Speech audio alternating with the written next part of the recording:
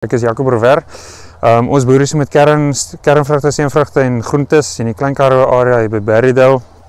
So ja, te veel boerdery is gekweek van kleinkind af. Ons het op ons familieplaas gaan kuier daar so in Montetjie area.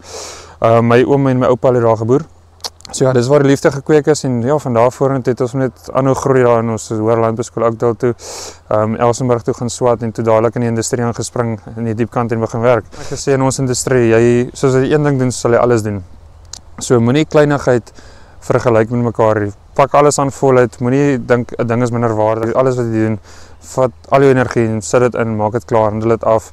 En ja, jy sal definitief jou potensiaal bereik as jy daai ingesteldheid het en dit akkuraat toepas. So, ja. Kom het ek ingeskryf vir Jongboer van die jaar. Ek het dit goed gedink om myself te meet. Dis maklik om vir jouself te sê ja, jy is besig met die regte goed, maar is jy regtig? Wie oordeel jou?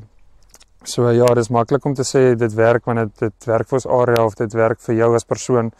En dit is reg om dit so te glo, maar ek glo daaraan dat mense geëvalueer moet word en ek hierdie stelsel, hierdie platform wat Jongboer, wat Agri Weskaap vir ons bied, is ongelooflik vir ons jongboere.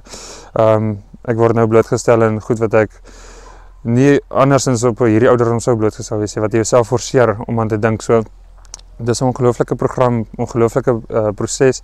So ek sal enige ou aanmoedig om dit te doen. Jy leer jouself ken, jou besigheid, jou besluite, hoe jy besluite maak, hoekom wat jou intensies, alles rondom dit.